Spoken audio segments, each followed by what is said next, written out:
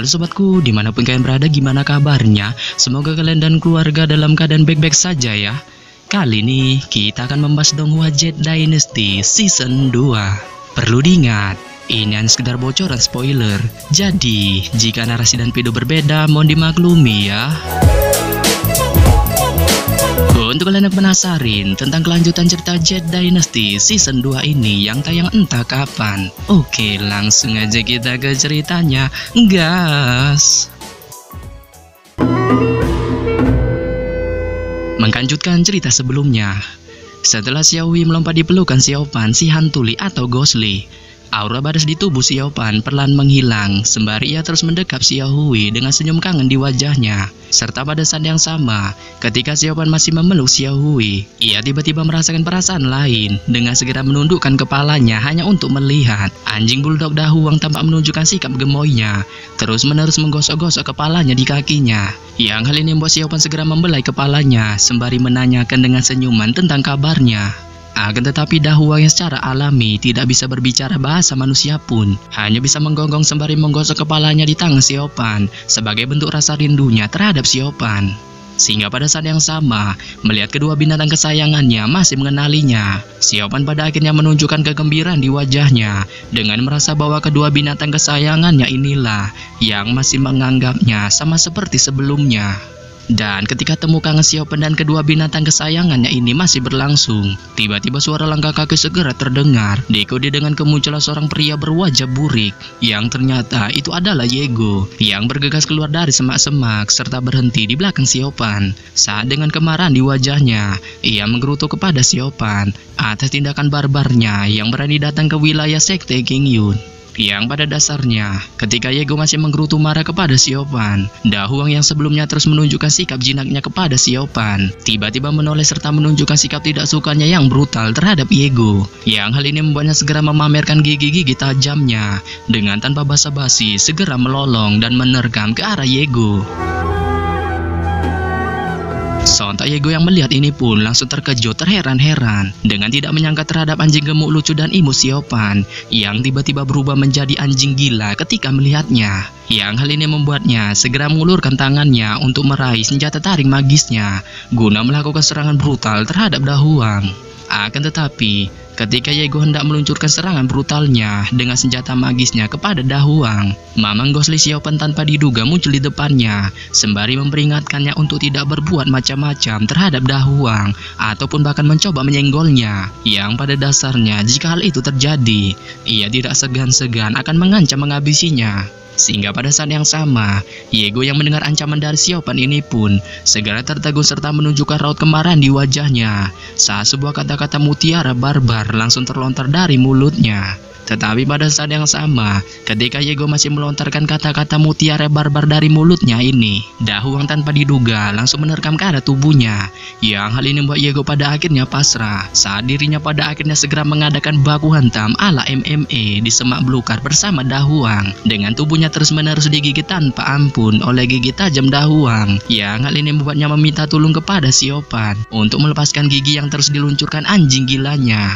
Namun demikian, Xiaopan yang mendengar permintaan tolong dari Yego ini pun malah dengan santunya mengabaikannya saat ia lebih memilih memalingkan kepalanya untuk melihat Xiaohui di dadanya, serta dengan hati-hati memeriksa seluruh tubuhnya hanya untuk melihat Xiaohui kali ini tampak telah beranjak dewasa. Yang hal ini membuat Xiaopan segera menunjukkan kegirangan di wajahnya, sehingga pada saat yang sama, ketika kegirangan ini masih terpancar di wajah Xiaopan, ketika melihat monyet mata tiganya yang sudah beranjak dewasa, Xiaohui tiba-tiba naik ke bahunya dan mengulurkan tangannya untuk bermain-main dengan rambutnya. Yang hal ini membuatnya memilih untuk mengabaikannya saat dia perlahan berjalan keluar sampai di pinggiran hutan bambu, hanya untuk menatap jauh tempat hangat yang pernah menjadi saksi bisu hidupnya menimba ilmu demi kebaikan dan kebenaran, yaitu wilayah puncak bambu yang kali ini hanya tinggal kenangan.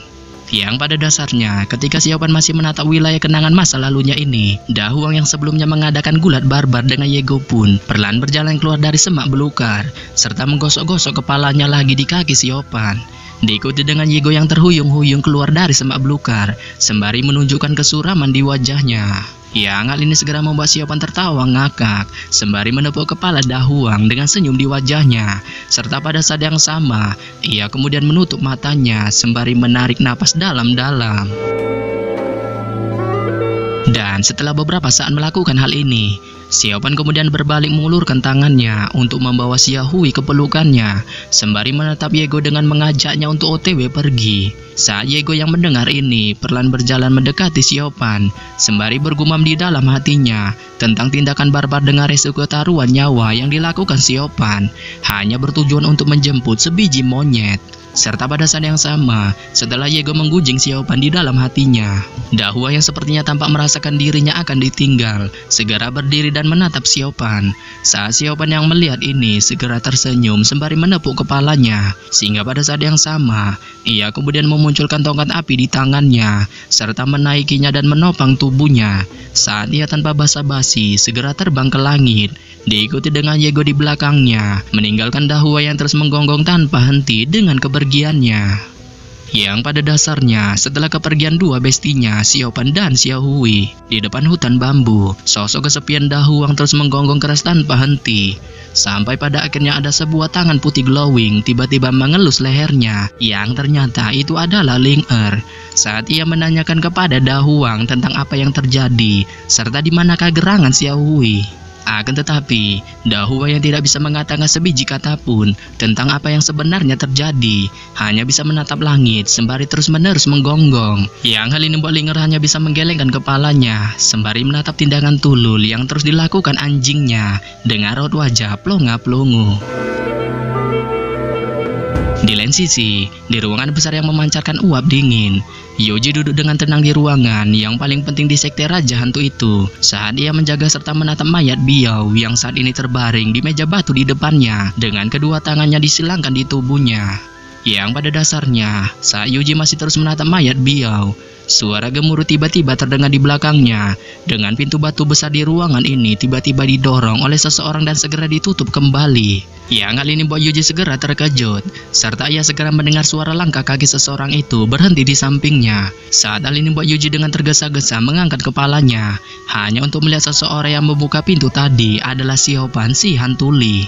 Sehingga pada saat yang sama, melihat wajah pucat Siopan muncul di depannya, jantung Yuji berdetak kencang tak karuan, serta wajah glowingnya di balik cadarnya spontan menunjukkan kesaltingan setiap kali ia melihat Siopan si Hantuli memasuki ruangan ini. Akan tetapi, Siopan tampaknya tidak sedikit pun peduli dengan sosok Yuji yang ada di tempat ini, saat ia hanya menatap tubuh Biao yang saat ini tidak lagi memiliki jiwa dan raga, terbaring di meja batu. Yang hal ini membuat Yuji kemudian perlahan berdiri serta mundur dari ruangan ini, sembari matanya masih terus menatap Siopan saat ia pada akhirnya berjalan keluar dari ruangan. Serta pada saat yang sama, setelah Yuji keluar dari ruangan mayat Biao, ia dengan hati-hati menutup pintu batu. Akan tetapi, baru saja dirinya melakukan hal ini, sosok Qinglong tiba-tiba nongol di sampingnya. Yang hal ini membuat Yuji menanyakan maksud kedatangannya. Saat Qinglong yang mendengar ini menanyakan kepada Yuji apakah Ghostly telah kembali. Yang pada dasarnya mendengar pertanyaan Qinglong, Yuji perlahan mengangguk sembari memberitahunya bahwa Ghostly telah kembali serta saat ini sedang berbicara dengan mayat Biao. Dan setelah memberitahu hal ini kepada Qinglong, Yuji tiba-tiba teringat sesuatu serta mengangkat kepalanya sembari menanyakan kepada Qinglong tentang kabar pencarian suku penyihir mayat yang bertujuan untuk membangkitkan Biao. Saat Qinglong yang mendengar ini hanya menggelengkan kepalanya serta memberitahu Yuji bahwa saat ini sekte Raja Hantu belum menemukan satu petunjuk pun untuk menemukan serta mencari keadaan suku penyihir hitam. Yang hal ini membuat raut wajah Yuji yang mendengarnya pun tampak kecewa saat ia segera memutuskan untuk berbalik dan berjalan pergi. Tetapi pada saat yang sama, ketika Yuji baru saja akan berjalan pergi, Qinglong di belakangnya tiba-tiba mengatakan kepadanya untuk menjauhi Ghostly. Yang hal ini didasari atas penglihatannya, yang dapat merasakan Yuji tampaknya mulai memiliki sedikit ketertarikan kepada Ghostly. Saat Yuji yang mendengar ini segera berbalik dengan tubuh tremornya, sembari mengatakan dengan marah bercampur malu kepada Qinglong bahwa ia tidak sedikit pun memiliki perasaan terhadap Ghostly. Yang hal ini membuatnya segera berbalik dan berjalan pergi dengan raut wajah masamnya meninggalkan Qinglong. Saat Qinglong yang melihat ini hanya bisa tertawa ngakak. Setelah Yuji meninggalkan Qinglong, si roasting dengan raut wajah juteknya. Pada saat ini di dalam ruangan batu, Xiaopan si Hantuli duduk di samping mayat Biao, menatap wajah glowingnya, sembari mengatakan kepadanya bahwa dirinya telah kembali. Serta pada saat yang sama, setelah mengatakan hal ini kepada Biao, Xiaopan mulai melakukan curhat kepadanya tentang perjalanan yang dilakukannya beberapa hari ini, mulai dari pembasmian yang dilakukannya terhadap beberapa faksi kecil aliran iblis atas perintah dari Raja Hantu, serta kunjungannya ke wilayah Puncak Bambu untuk menjemput dan membawa kabur Xiao Hui. Akan tetapi melihat Biao tidak mengatakan sebiji kata pun tentang curhatannya, Xiaopan hanya bisa terus memegangi tangannya, sembari meneriakkan dengan tangisan nama Biao di ruangan ini. Yang pada dasarnya, setelah melakukan hal mentululkan ini, Xiaopan pada akhirnya meninggalkan ruangan Biao dengan isak tangis saat dia memutuskan untuk OTW pergi menemui Raja Hantu. Dan setelah melakukan perjalanan yang cukup panjang, Xiaopan si Hantuli pada akhirnya sampai di kediaman Raja Hantu di wilayah Papiliun Batu di tepi danau kecil Gunung Rubah megah yang saat ini sedang bercermin melihat ubannya yang terus tumbuh di rambutnya selama beberapa tahun ini. Sehingga pada saat yang sama, melihat kedatangan Xiaopan yang saat ini berdiri di belakangnya, Raja Hantu memuji gebrakan pembasmian yang dilakukan Xiaopan terhadap faksi-faksi kecil aliran iblis yang sudah membelot dari sekte Raja Hantu. Yang hal ini membuatnya sangat bangga sembari menepuk punggung Xiaopan.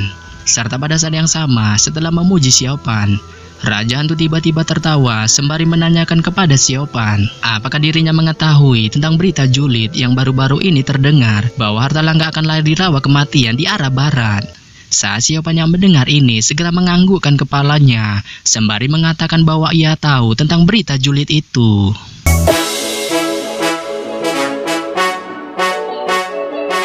Yap. Jadi, apakah maksud dari Raja Hantu memberitahu hal itu kepada Xiaopan ya? Kita tunggu aja di cerita selanjutnya. Bye-bye.